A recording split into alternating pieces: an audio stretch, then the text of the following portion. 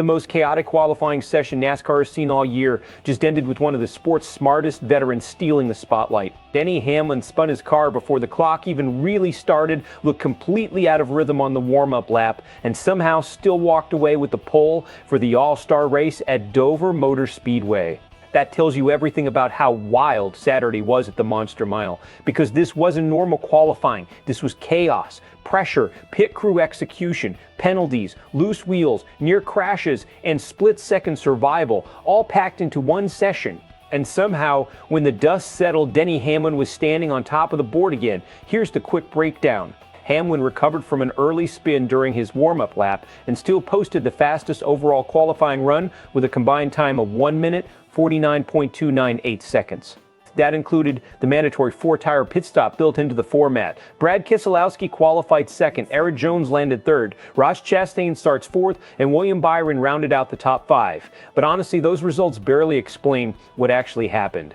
Drivers were spinning everywhere. Penalties were flying non-stop. Pit road looked more like controlled chaos than a qualifying session. Connor Zilisch spun entering pit road and nearly slammed the sand barrels. Ricky Stenhouse Jr. lost control exiting turn 4 and somehow saved the car from destroying itself. Kyle Larson got hit with major penalties. Daniel Suarez literally lost a wheel after his run and crashed into the wall. And through all of that insanity, Hamlin stayed composed enough to deliver when it mattered most. That's the bigger story here. Because what happened Saturday wasn't just about raw speed. It exposed which teams can execute under pressure and which teams completely fall apart when NASCAR adds complexity to the equation, and this format absolutely punished mistakes.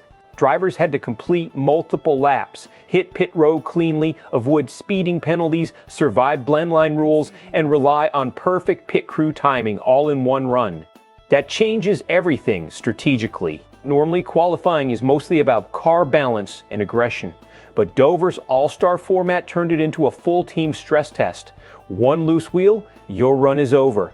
One pit road mistake, 10-second penalty. One mistiming mark, goodbye, front row. That's why Hamlin's performance matters so much. Even after spinning early, the number 11 team stayed calm. The pit crew delivered, the recovery was clean, and Hamlin trusted the car enough to attack afterward instead of backing down. That's veteran racing intelligence, and honestly, this may be one of the clearer signs yet that Joe Gibbs Racing is entering the All-Star race with serious momentum, because Hamlin didn't just survive the chaos, he looked comfortable inside it. That's dangerous for the rest of the field, especially at Dover. This track rewards rhythm, tire management, and confidence on corner exit. Drivers who start second-guessing themselves here usually end up in the wall. Hamlin already won the Dover points race last season. Now he's on pole again. That's not random. And when you look deeper, this session revealed another major storyline heading into Sunday. Pit crews may decide the entire All-Star race. The fastest pit crew of the night belonged to Front Row Motorsports and the number 38 Ford driven by Zane Smith.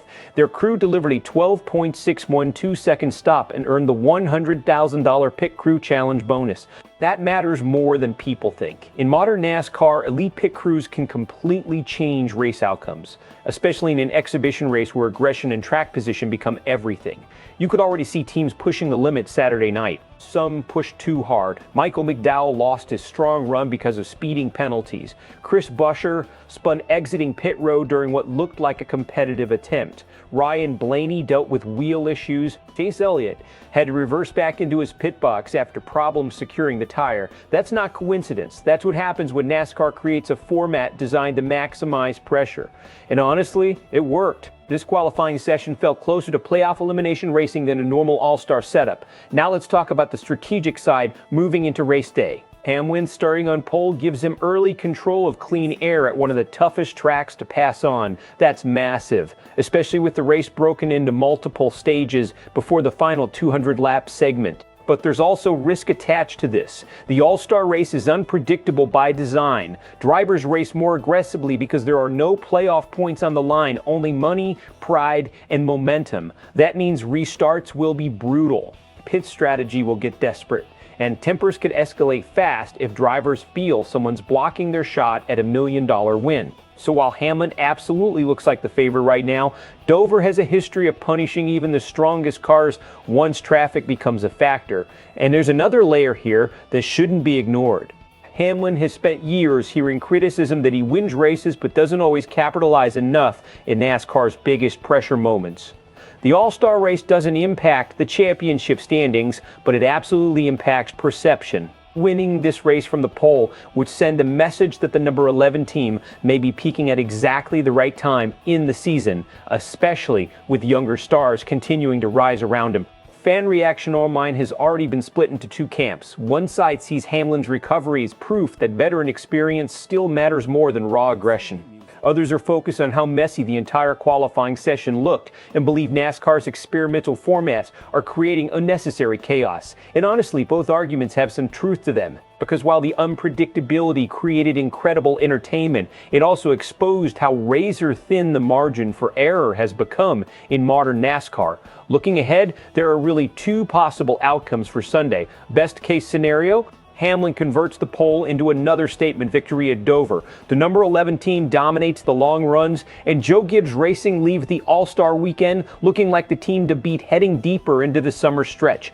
Worst case scenario, same chaos we saw in qualifying carries into the race itself. One bad restart, one pit road mistake, or one late caution completely changes everything, and Hamlin's strong weekend suddenly turns into frustration. And honestly, after what we just watched Saturday night, that second scenario feels very possible, because Dover already pushes drivers to the limit. Now add aggressive all-star racing, pressure-packed pit stops, and teams gambling for position, and this thing could get wild very quickly. So here's the question.